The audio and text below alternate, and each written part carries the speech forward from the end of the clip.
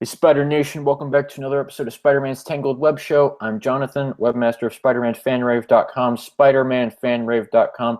Going over there, it's my own personal Spider-Man website. Have a lot of fun. Just look around, read the articles, the editorials, the reviews, anything you want. Have a good time. SpiderManFanrave.com once again. And joining me tonight is James. What's going on, James? Not much. Just had a day at work. Kind of tiring, but work is work. Yes, I had that going on today. Watched wrestling. Raw was really, really good, and SmackDown was shit. But yeah, so I watched wrestling, bought comics. Same old shit I always do. Pretty much. It's really boring, but that's probably what's exciting is we're now 2 weeks away to me being in Pasadena for Power Morphicon, so that's gonna be pretty badass and awesome.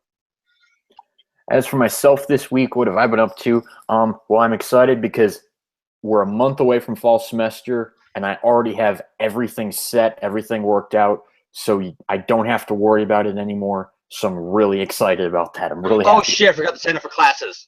I'm really happy about that. I'm really happy. I'm a month away, and I'm already good. So that's good.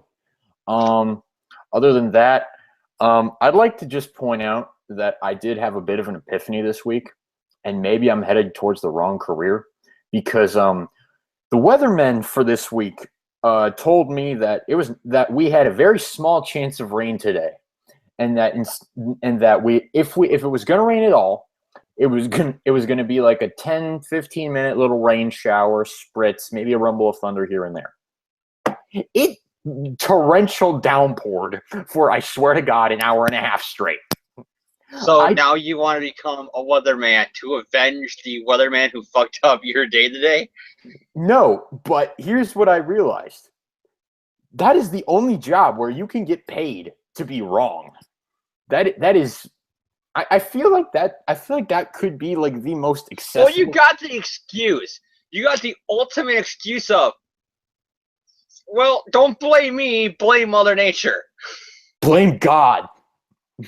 But yeah, it's like that is possibly the most accessible career that has ever existed, because it's very possible that anyone could at least say that they're doing that job.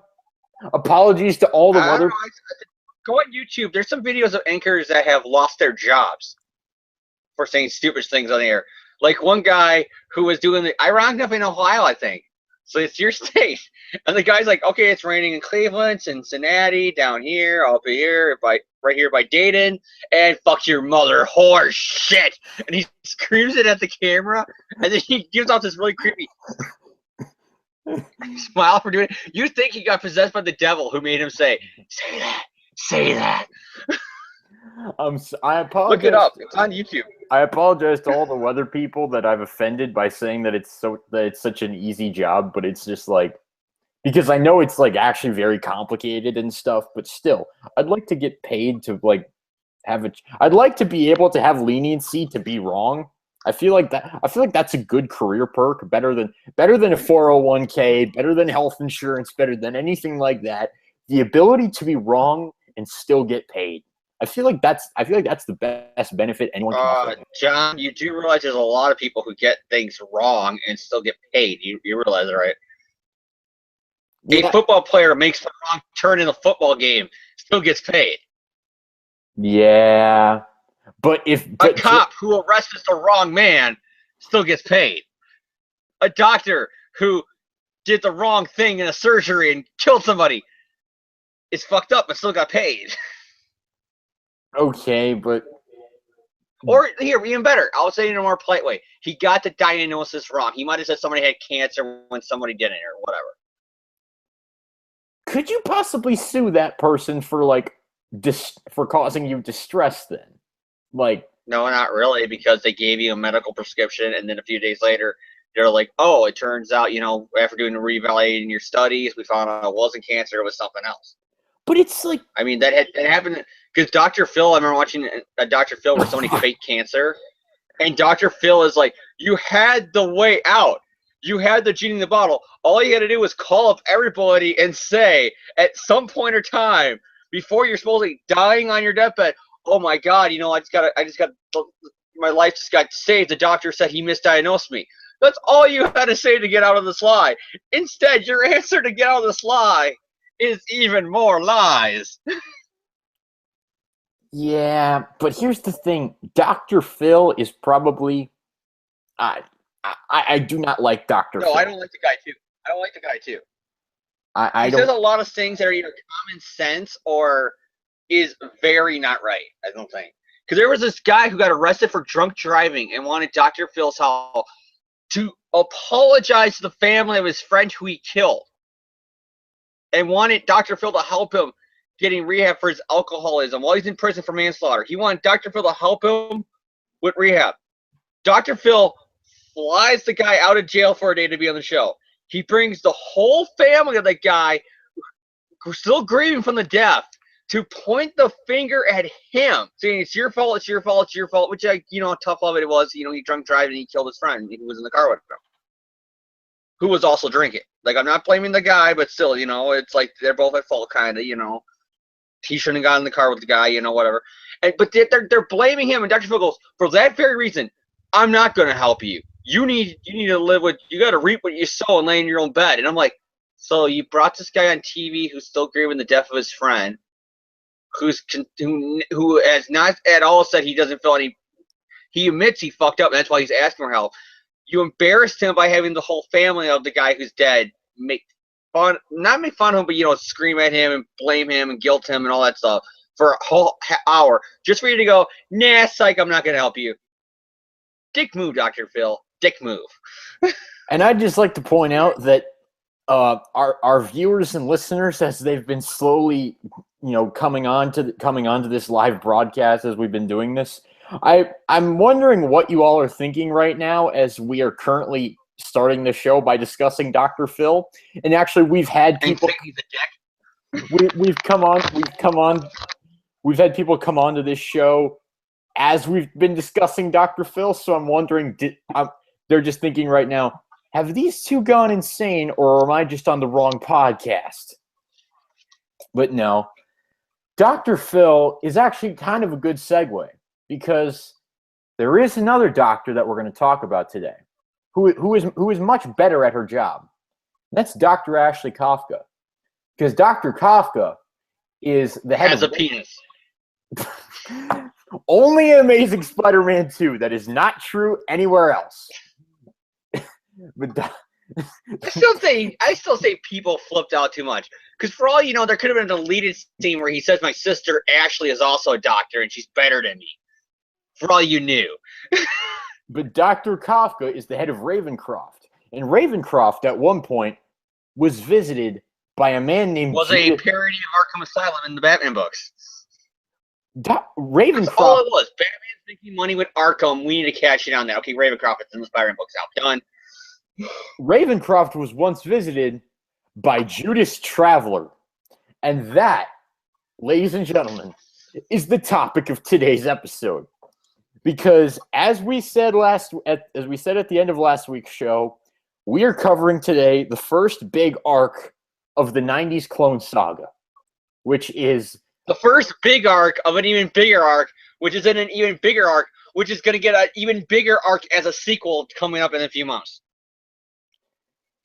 It's the big introduction to the 90s Clone Saga. Power and Responsibility, 4 issues spread over 4 different titles, and oh my god, just to give some context as to where this all is coming from, because let's just say this right now, this story ain't simple. This ain't something that you show a first-time reader. You need to get at least 2 years of experience and a lot of credit hours. A lot of credit hours in the classroom with Spider-Man and everything that goes on to even begin to understand anything that happens here. And that's just this story. Oh no, it gets a lot worse as we go on. Thankfully, James is only making me do these 4 issues this week. But I'm really hoping that this is the last of it, at least for a while. But we might go back later, but we're not going to go like some people where they do Clone Saga reviews, like the Clone Saga Chronicles or other places where they go arc by arc by arc, issue by issue by issue. If we do another one, it might be out of order. It might be, hey, we ran out of ideas. Let's do Planet of the Symbiotes, or let's do Maximum Clonage, or let's do Revelations or something. It will be, you know, out of order. I'm just gonna say this. I'm not gonna force John to, okay, this is part 1 of a 12-part epic as we go through all the Clone Sagas. No. I like the Clone Saga, and even I'm not that big a dick to do that, John. So we need some context as to where all of this is coming from, and I'll just sort of build it up a little bit. I'll like lay the groundwork, and James is gonna build the house, if you will. I'll put the foundation down. But something that happened really recently in the world of Peter Parker, at least at the time of this issue's publication, is that his parents supposedly came back. Because, yeah, why not? So, which I actually own that issue. It's the first Carnage issue where they come back. Peter It's the last issue of the first Carnage arc. Because it's a teaser with the last page, but still it counts. Peter Parker's parents come back, and they sort of say, yeah, we were in Russian prison camps for 20 years. That's where we've been. Okay. We'll just go with that. So there's like, and the Cold War's over, so the Russian government's like, you know what? We were being dicks for 20 years. You can all go. You guys, okay, you can go. And so they spend the next year or so worth of comics trying to get re-antiquated into Peter's life, and Peter's coming to accept them as family, and he finally realizes, my mommy, my daddy, they're home, they're back. I have my family again. Oh my gosh.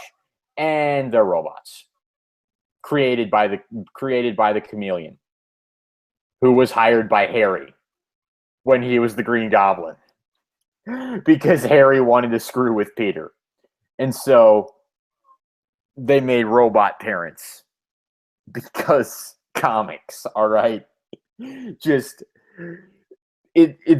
so ridiculous. I like how Ken goes, it's comics because comics. It's just, I know it's circular reasoning, but I can't explain this any other way.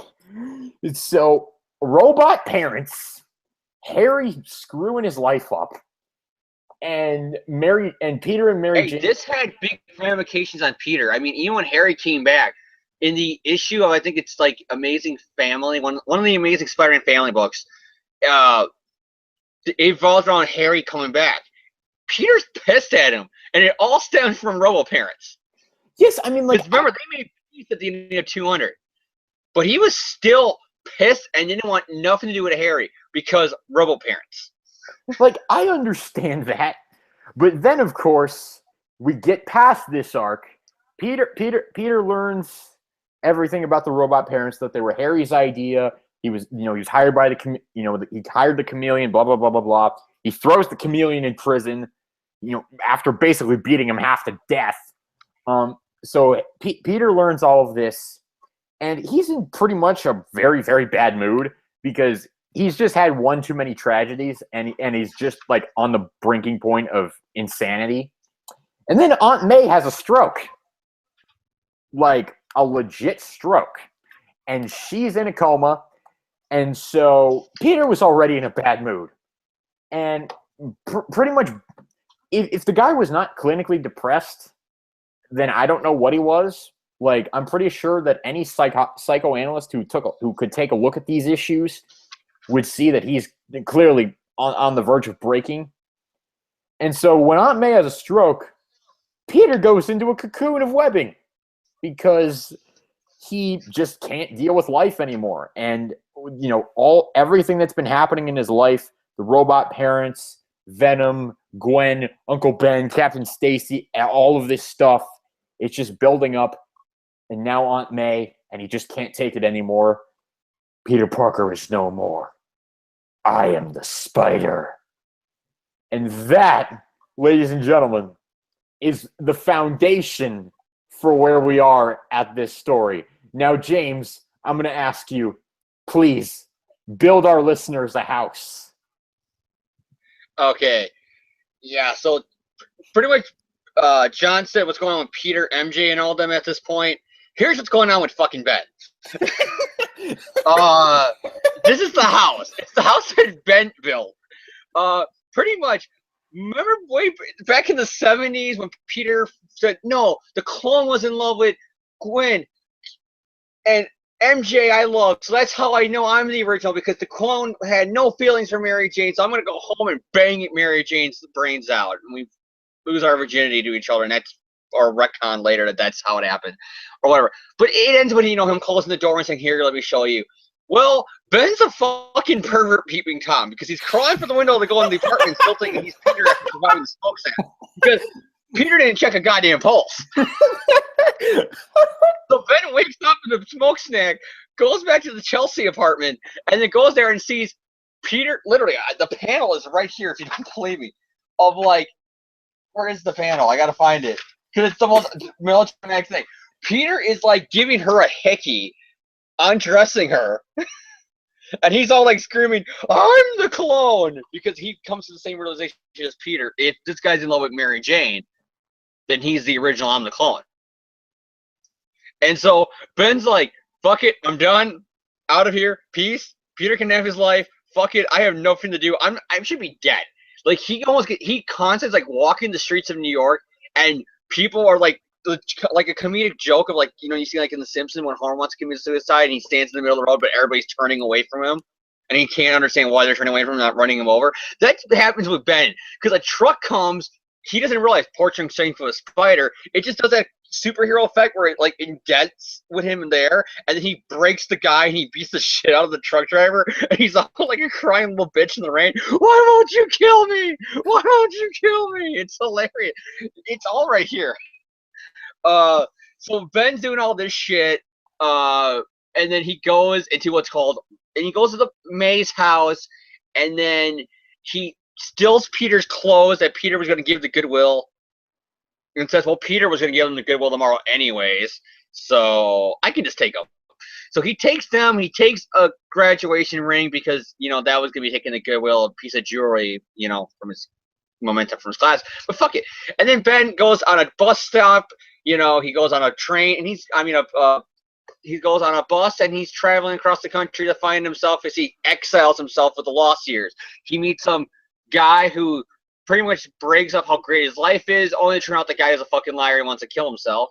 And then Ben prevents the guy from killing himself, and then Ben realizes that he has a reason to live, but he's a clone.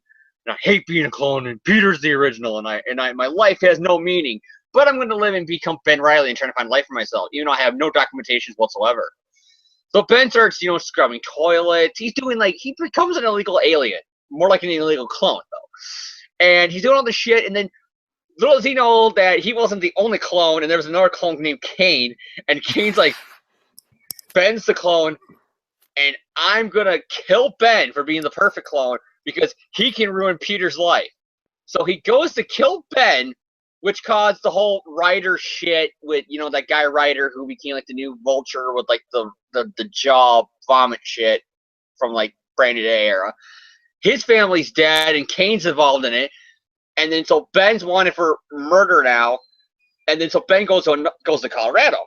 Well, in Colorado, Kane does the same thing again, kills a cop lady who Kane's banging, and then Ben and his girlfriend Janine ride off into the sunset.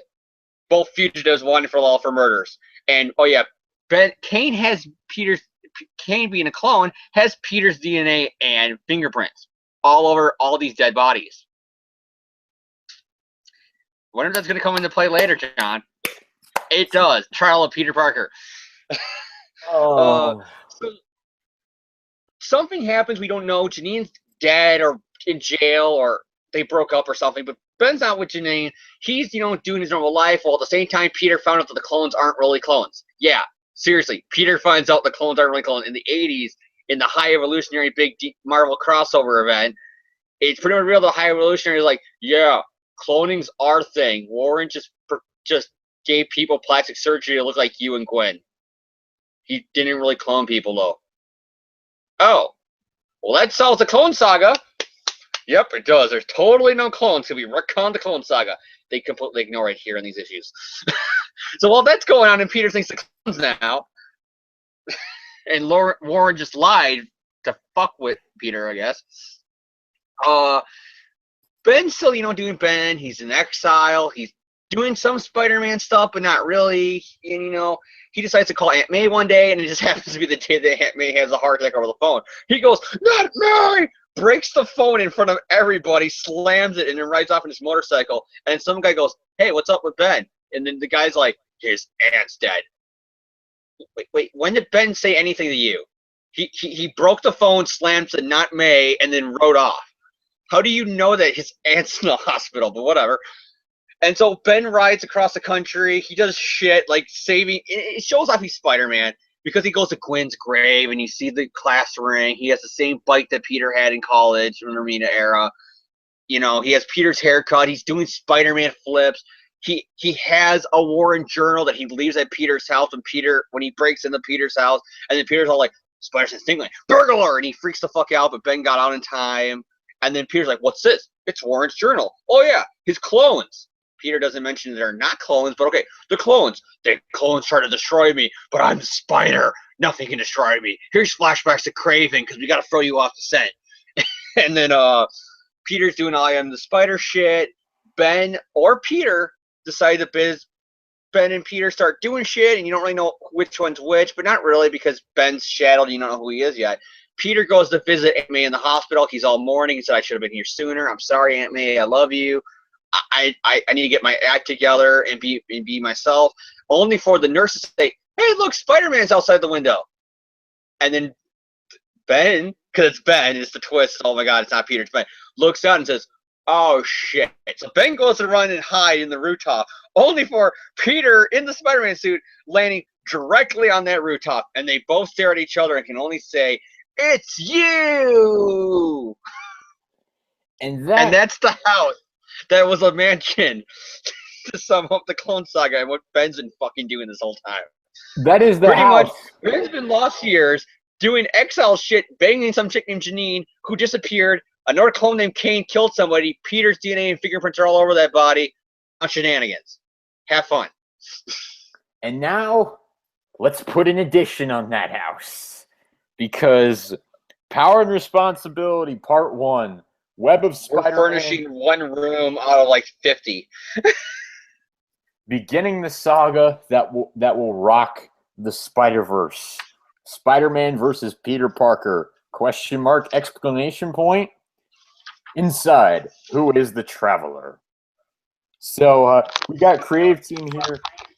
Terry Kavanaugh, writer.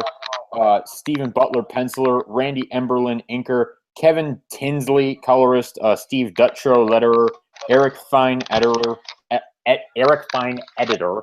And Danny Fingeroff as the group editor. So we start off Power and Responsibility, Part 1 of 4, Shadow Rising. The roof of Forest Hills Hospital. You can't be Peter Parker. Wait, this is a mistake. I only wanted to see May and get out of here before. I don't care what kind of sick game you're up to, imposter. Doesn't matter if you're an other-dimensional doppelganger, a state-of-the-art replicoid, or the chameleon himself. You're not Peter Parker. Just an incredible simulation. So Ben tries to get the hell out of there because, he doesn't really want to fight Peter. And Peter's like, maybe you're nothing more than a figment of my twisted imagination, some warped illusion I've created in my own mind. What you are really doesn't matter. I'm going to take you down. And so Peter's like out for blood. He's going to basically destroy Ben and rip him apart.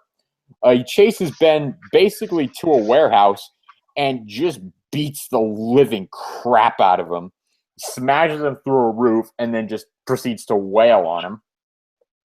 And at that moment, miles north of the city, welcome to Ravencroft Hospital, folks. Dr. Kafka here has been anxiously awaiting your arrival. Actually, Colonel Jameson is the one who insisted we needed some help around the Institute while I recuperate. But we weren't expecting such a large entourage. Dr. Kafka was attacked in the previous arc, Amazing Spider-Man number 390. But that large entourage, Chakra Boone, Mr. Nutt, and Medea, are fellow students of human nature who have proven to be invaluable assets to my work.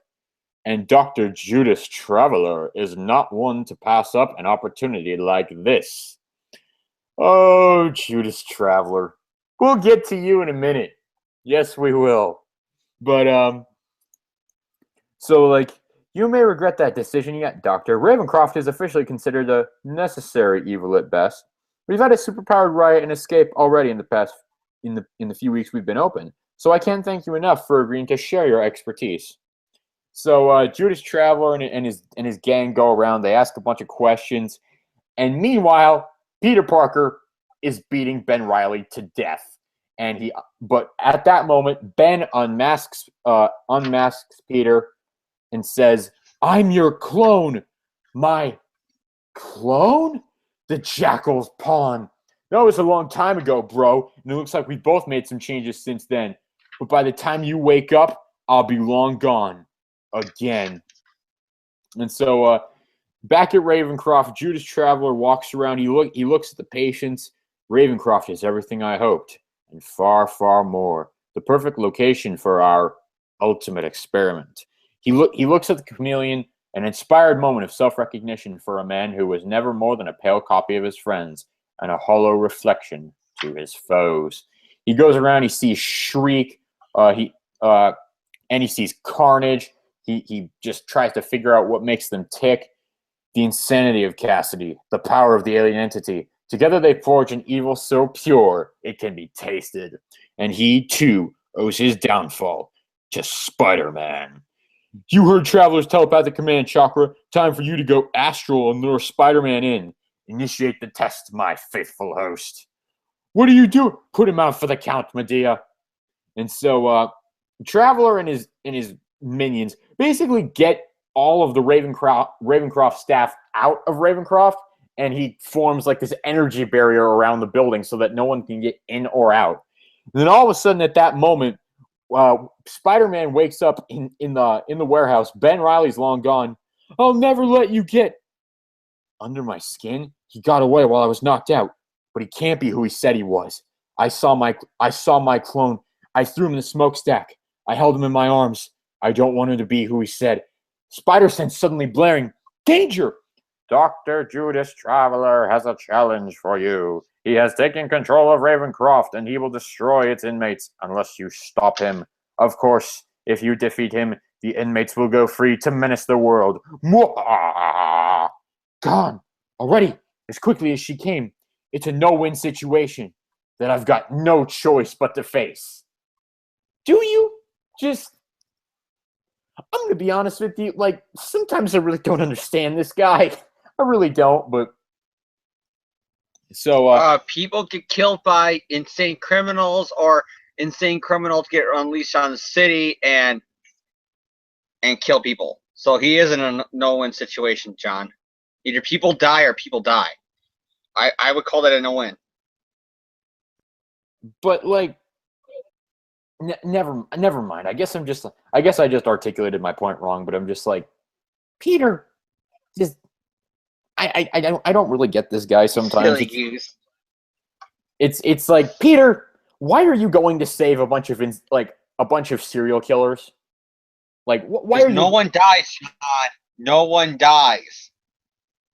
Yeah, I get it, but it's just like, you know what? Maybe the world would be a better place without those people. Anyway. And that is why John does not work in a mentally institution. Well, I mean, like, look, I have respect for the mentally ill, but, like, serial killers... I'm just going to shut the fuck up now, all right? I'm sorry. No one dies. No one dies. But so Ben Reilly... Ben Reilly apparently has not fled. Spider-Man's in no condition to face trouble alone, which leaves me with two choices. I can go after him to help. Funny, I never thought I'd even consider using this stuff as anything but souvenirs, or get back to May Parker, who I came here for. So Mary Jane is with Aunt May in the hospital. You really shouldn't be alone at a time like this. I've missed you so much, Aunt Anna, and I know May has too. We both need you right now. We all need family, Mary Jane. So where's your husband? Well, it turns out her husband is off, being the Spider and accepting a challenge from a psychopathic madman.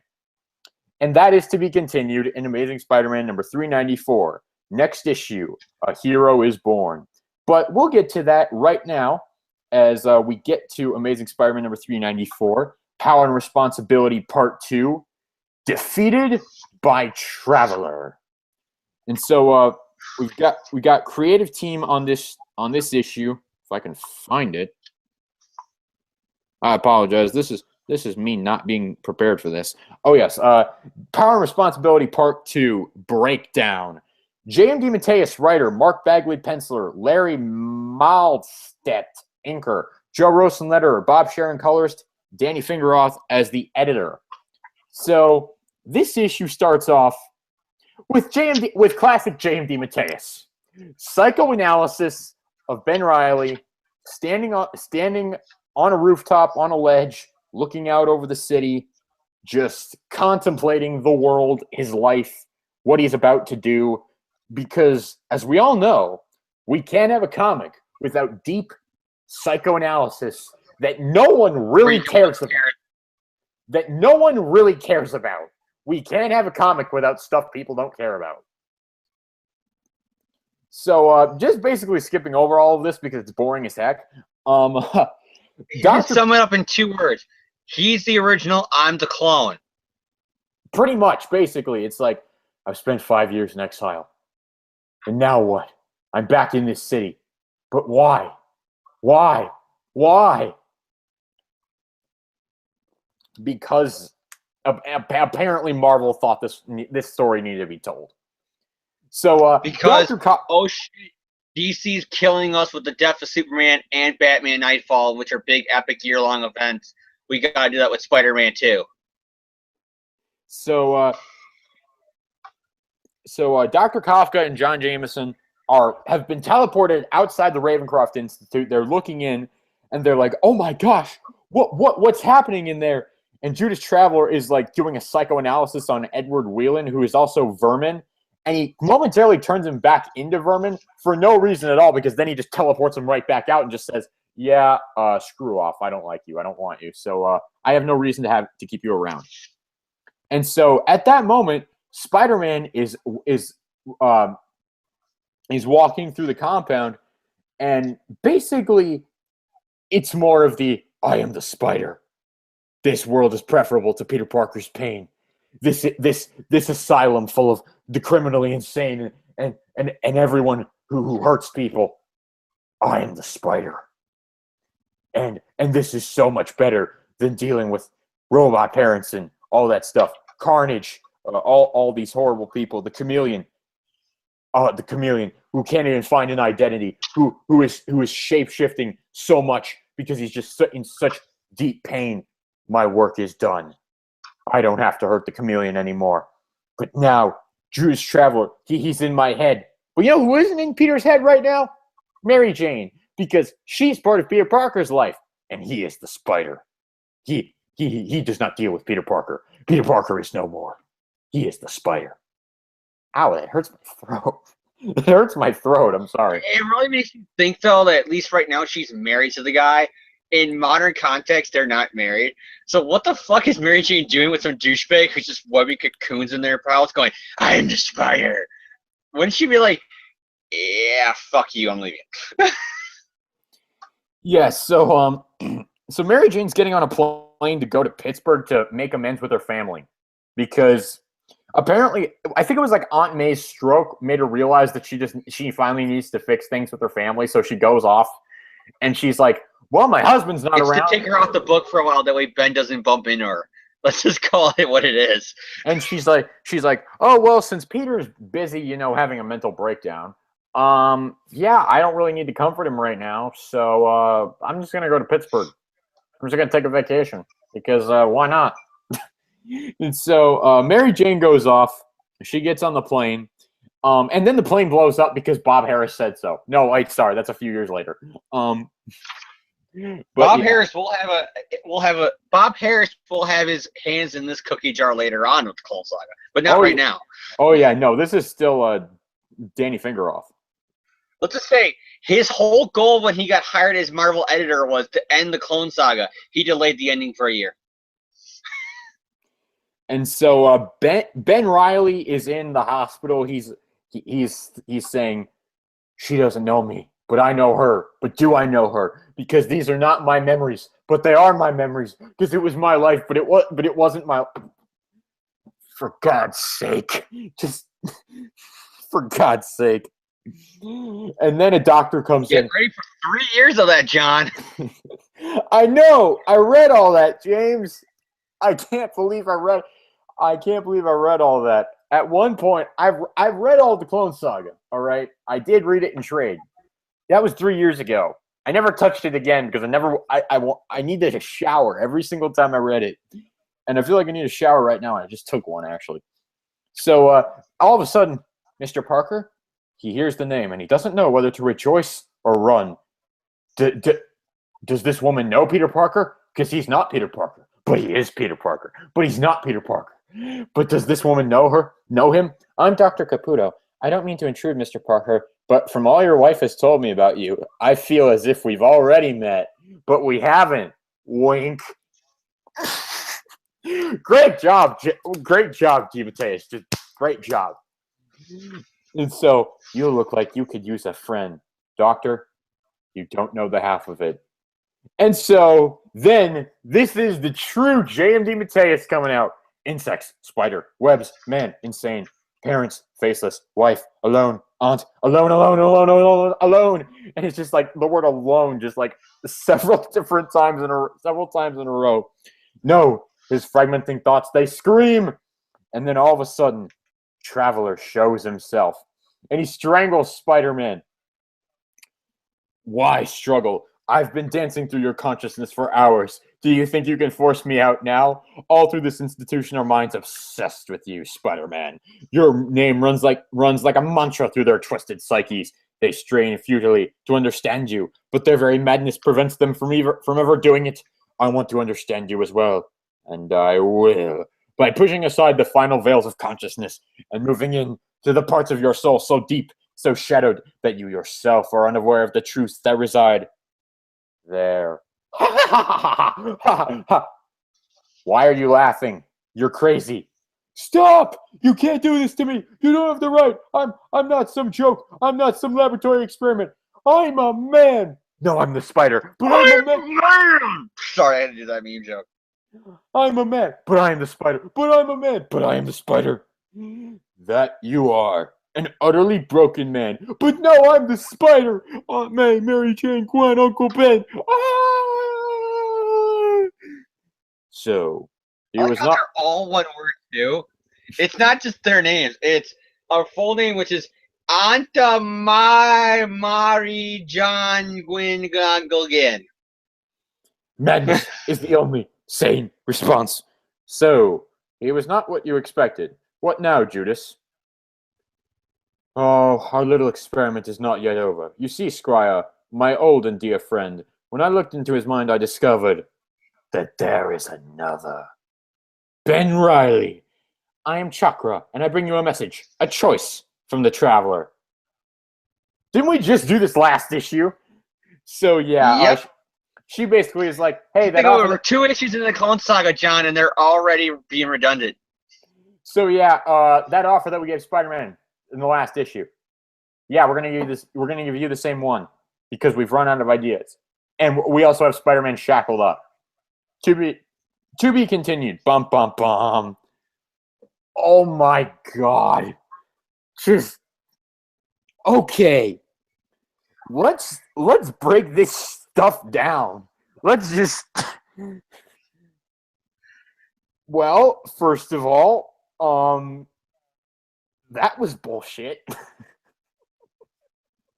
Wow, John's whole review of 2 issues is that was bullshit. Judas Traveler is unbelievably just... All right, look. The I am the Spider stuff, I kind of understand it because Peter Parker has been through so much. And I get that he's just at the point of breaking. I get that, and I understand that he's got wounds that run deep, and I understand all of this stuff. The idea is not the worst thing here. The foundation for the house they're building it's not the best thing ever, but it passes the inspection. It's up to code.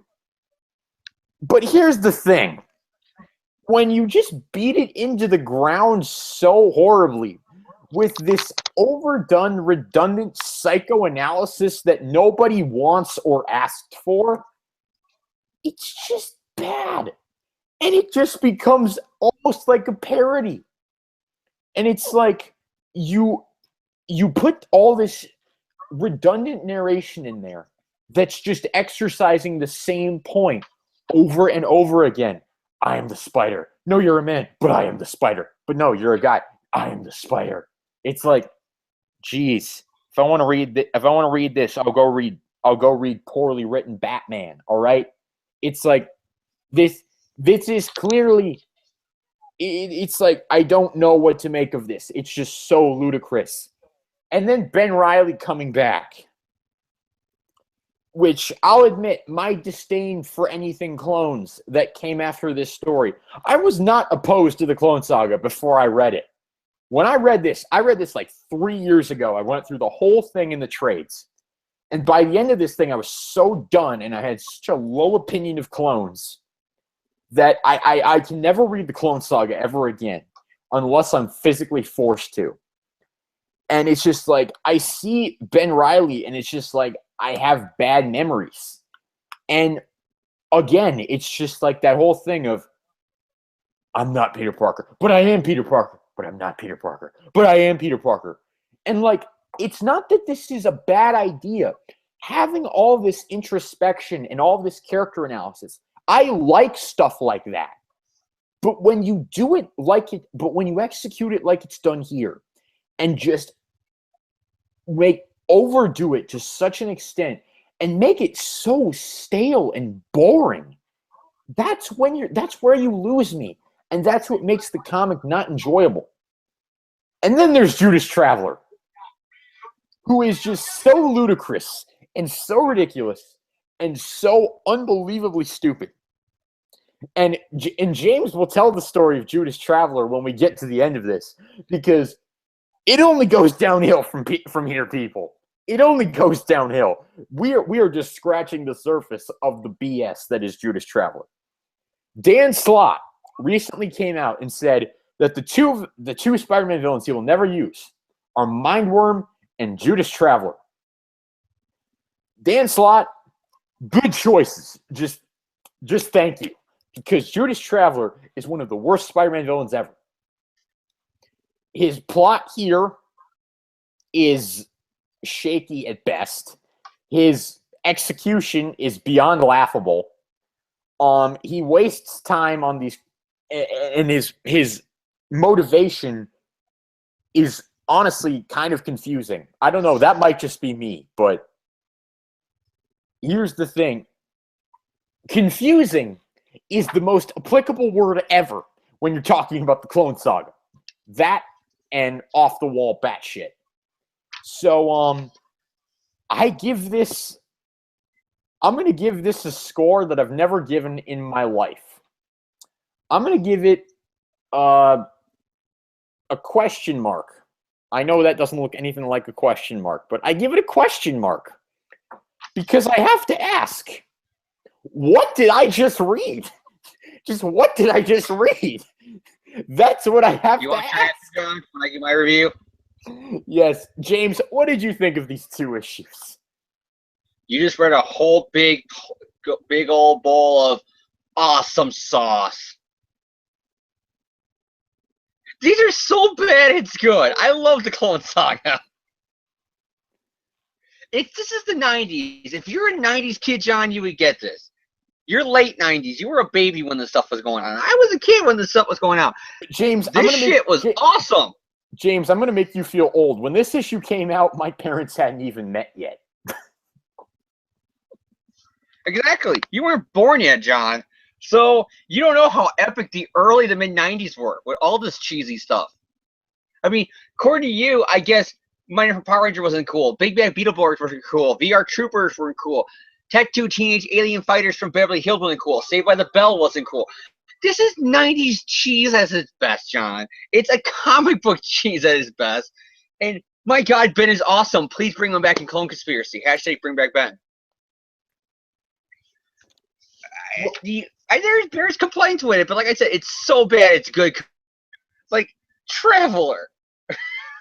What can I say about Traveler? Nothing. Why? Because he's a cock tease. I'm going to turn you back into Carnage, and I'm not. I'm going to give you Peter Parker's secret identity, and I'm not. I'm going to bring you into the building, and I'm not. I'm going to take you out of the building, and I'm not. I'm going to offer you a deal, no, I'm not. I'm going to turn you back into Vermin, no, I'm not. That's pretty much him in a nutshell. And damn it, that is really fucked up weird. But again, a lot of villains from 90s stuff are weird. My complaint about the first issue is the artwork by Stephen Butler, because it's very much Bagley's the artist amazing, so I got to copy him. Like, it looks like when you read some of these panels that it's Bagley. No, I'm going to. I was just going to say. I was just going to say, when I was rereading this issue, when I was rereading that first issue, I didn't look at the creative team at the beginning of it. I honestly thought it was Bagley doing that. I didn't even realize that it was a different artist. Yes, and another thing is there's kind of a continuity here at the beginning with his artwork. Ben's not wearing the same clothes he was during the whole "you" moment from Spectacular the issue before.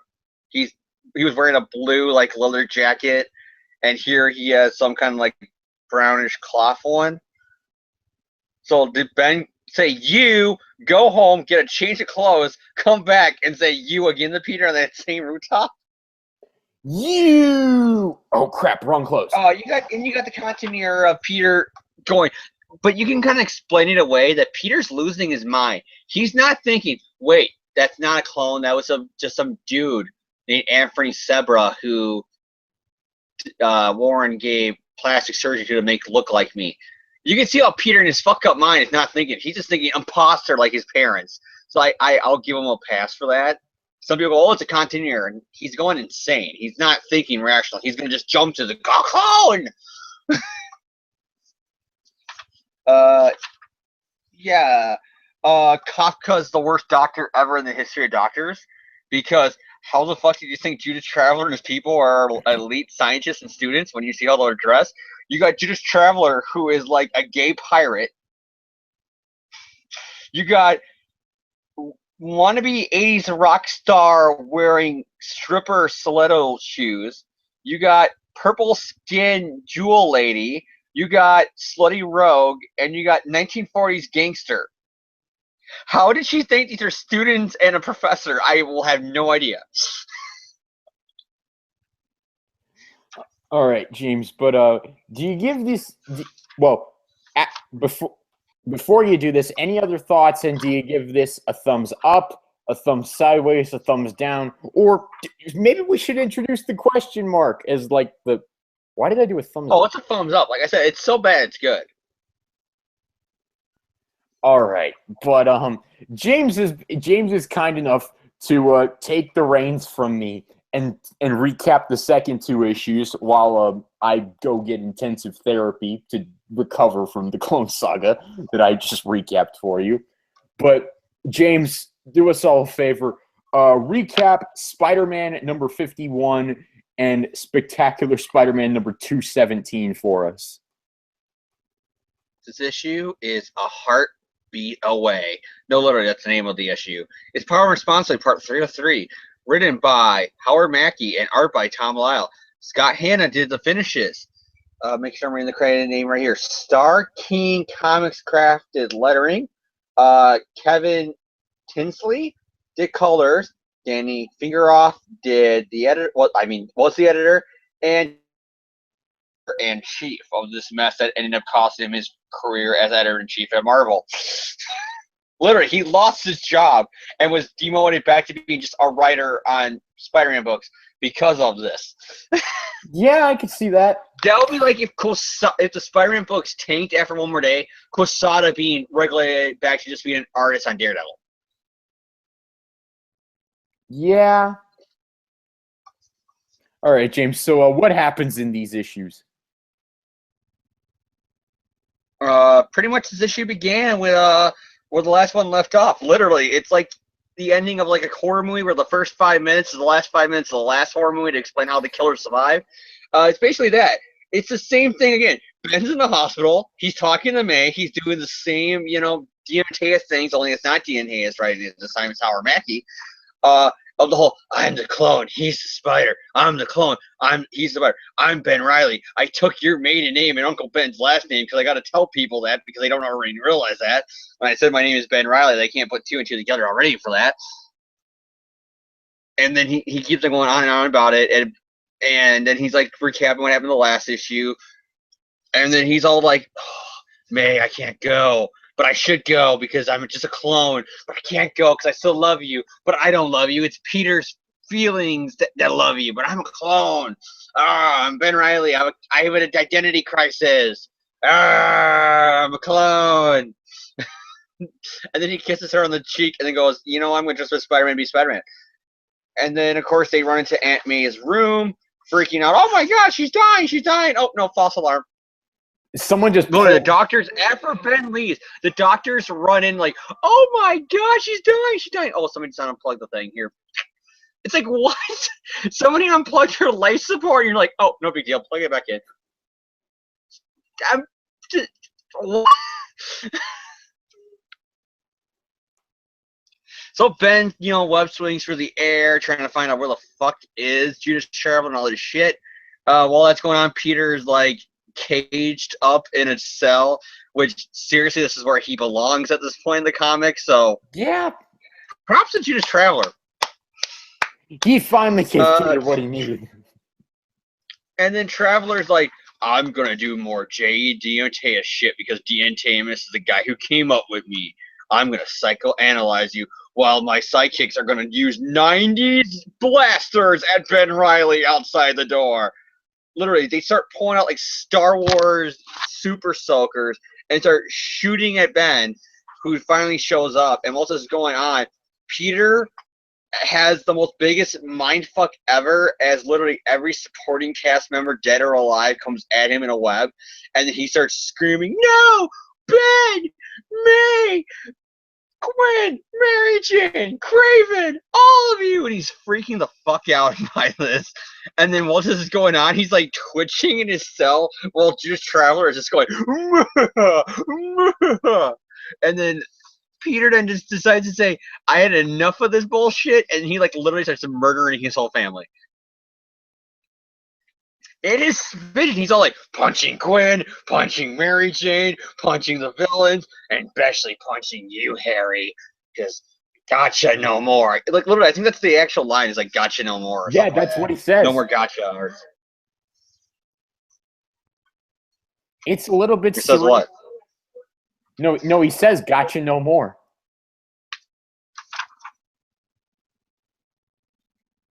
Yeah. Oh, yeah, he does. He says, no more gotcha. So, yeah, while this is going on, Ben's breaking in while Peter's having the most biggest mental breakdown in the history of comic books. He's like murdering everybody in sight in his dream. It's very creepy. He's all like, here, I'm snapping Craven's neck. I'm tying up Otto's arms and ripping them off. And then you gotcha no more. No more. You hear me? It ends now. He's dead, Peter. It ended already. He's dead. No, he's not. He's just in Europe. Because Norman faked it. At this point in time in continuity, he's dead. Continuity, ladies and gentlemen. And according to Civil War, Spider-Man tie-in, Harry's never becoming a villain again because it was Clash he was sensing who was going to go bad again. So Harry's going to stay a good guy forever now. So, yeah, my point still stands, John.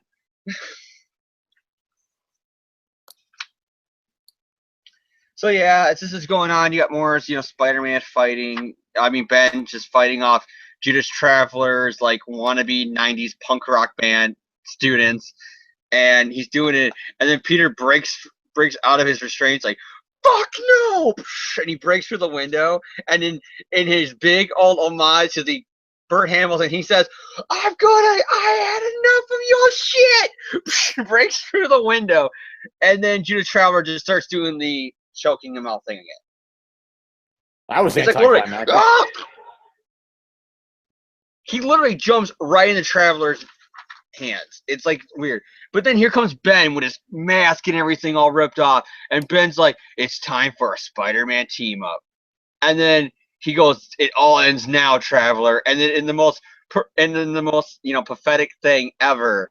I mean, prophetic thing ever in the history of comics. He goes, "No, I'm afraid this is not going to happen.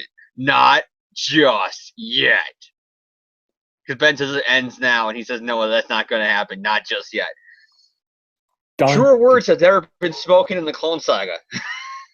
dun, dun, dun. Keep it continuing. Spectacular, spectacular Spider-Man. Number 217. The finale. My fucking bullshit ass, the finale of the Clone Saga. Tom DeFalco, writer, Sal Buscema, artist, Clem Robbins, letterer, Kevin Tinsley, colorist, Mark Powers, editor, Danny Fingeroth, group editor. James, what happens in the finale of Power and Responsibility? We open with Judas Traveler staring into your soul like he's watching you doing inappropriate things in your bedroom alone. He's like, yes, he's like this. It's that meme, ceiling cat is watching you. And then he's just like staring, and then you got both Spider-Man standing there, including Ben, who I guess just like the couple issues before, he just had enough time to stand there, get ready for this fight, but then said, "Hey, you know what? Do you mind?" And he went and got a new mask and gloves because now his costume's completely fixed. And then as this is going on, Traveler's like, "Okay, Squire, here's an even better badass thing. Let's have the two of them fight each other." So then you got Peter all beating shit out of Ben and being, "I'm the Spider, you're ruining my life, you're just like the Robo parents, blah, blah, blah, blah." And then it's all set up with Peter being a whining bitch so you can think that Ben's so much cooler than Peter. That's all it is. And then you got the prison break where, well, Peter's all like, "I'm the Spider. Mommy, Daddy was robots." Literally, that's exact line dialogue in these issues. "Mommy, Daddy were robots. Help me." He's all like a whiny little bitch. Ben's like the one who's doing actual Spider-Man shit. And while this is going on, Traveler's like handing Kafka a note, and you're wondering what's inside the mystery note. What is it? What possibly secrets can be hiding in that note? And then Traveler's like, "You know what? It's been real, but I gotta go. Later, guys." And he just like leaves. And then you got Mary Jane on the plane being hounded by fans and shit like that, and she has to puke. And is it air sickness? Maybe. Or maybe she has a little bundle of May in her belly for Spider-Girl fans. And while this is going on, Spider-Man's like, Peter and Ben finally make up and become super awesome team-up buddies, and they take out Whiplash because Whiplash.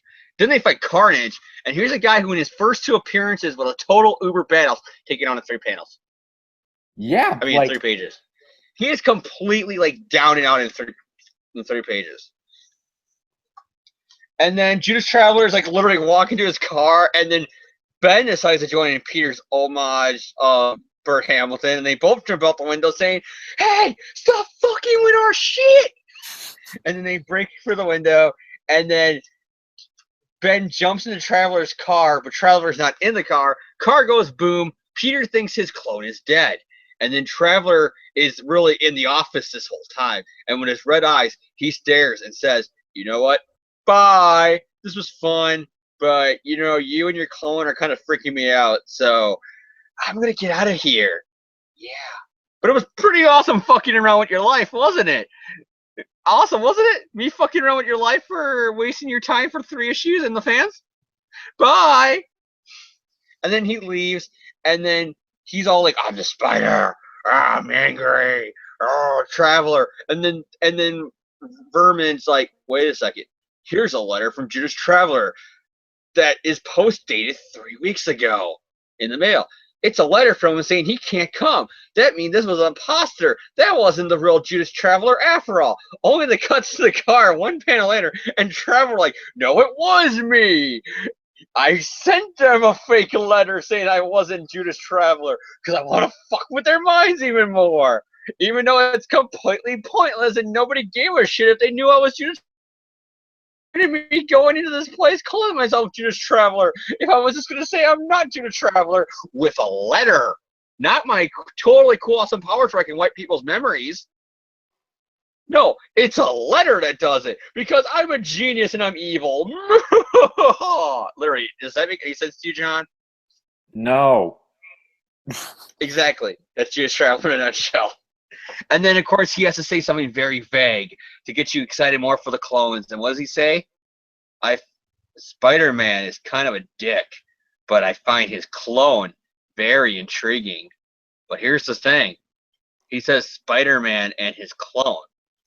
And because of the way how Peter and Ben were acting during the fight, was he saying it's Peter is the original and the clone's intriguing? Or was he saying that I don't give a shit about Ben, but Ben's clone, Peter, is intriguing because he's having a mental breakdown? Dun, dun, dun, dun. And then it ends with Peter thinking Ben's dead, only for Ben to be like literally back in the shadows, like, I gotta hide in the shadows. He can never find me, even though he'll literally see me one issue later. Bye. But you'll never see me again. Even though, like I said, you'll see me one issue later. And that brings the end of Power and Responsibility. All right, James. What'd you think? Again, so bad it's good. Traveler, like, he continues the same shit he did the last two issues. But this time it's more you watch Peter's like in the fetal position in the cell pretty much, going, Mommy, Daddy, Harry, Gran, Mary Jane, as he's in his brain beating the fuck out of all of them. And he's all like this, intriguing, most intriguing, and he starts laughing maniacally. As I said again, with Ben's suit magically being repaired. Traveler's whole ending here is the biggest what the fuck, useless, pointless thing. He doesn't get taken down at the end by Spider-Man. He just is in the office and says, you know what, I'm going to leave. Bye. And he leaves.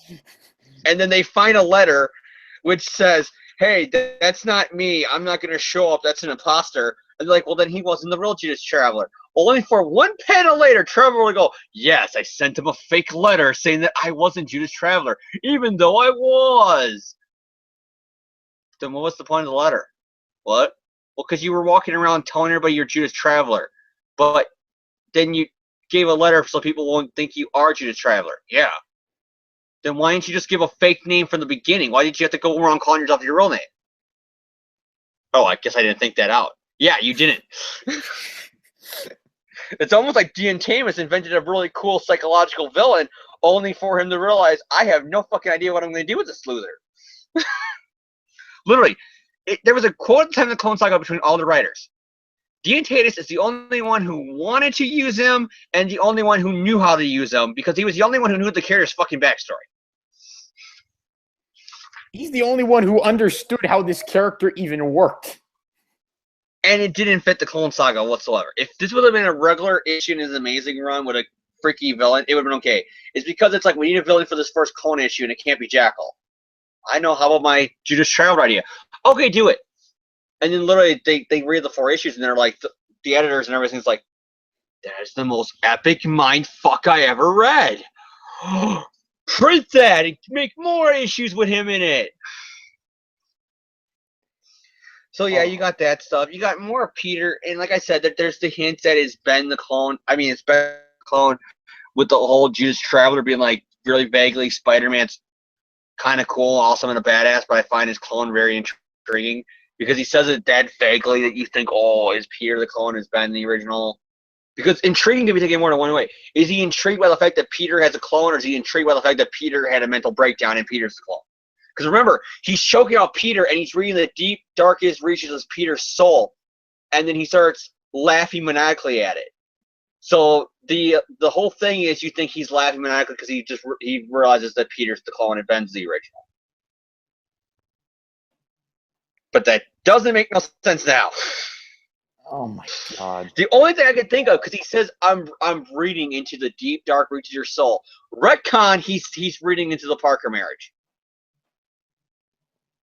All right. Because remember, Mephisto said there'll be a small part of your soul that will remember this. And then that's the only thing that makes sense now. He's laughing. He's like, you made a deal with the devil. At least it wasn't over goddamn chickens. That's a Ghostbusters cartoon reference for anyone who doesn't get it. Also written by J. Michael Resist. It's a crackle. So yeah, you got all that shit going on, but like I said, is it bad? Yes. Is it confusing? Yes. Is the confusingness make it bad? Yes. Is it awesome and cool? You got and entertaining? Thumbs up. And 2 thumbs up this whole arc together.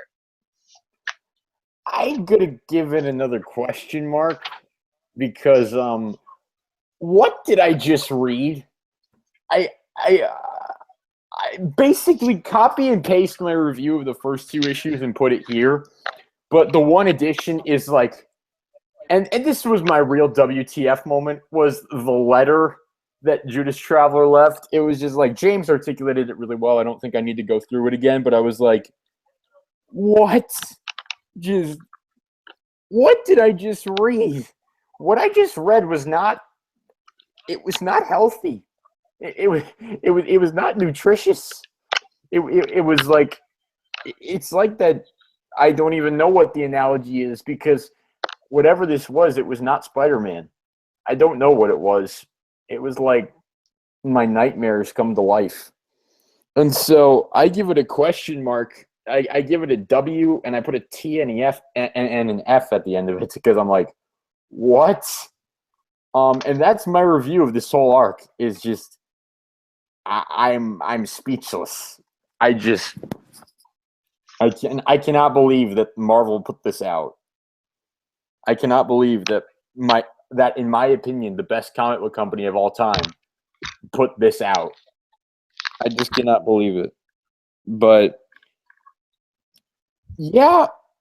So James, do you want to tell us the story of Judas Traveler?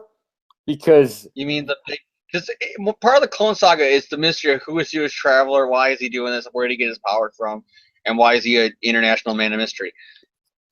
As you go with the Clone Saga, he'll give people memories that Peter Parker is Spider-Man, but then he'll take them away.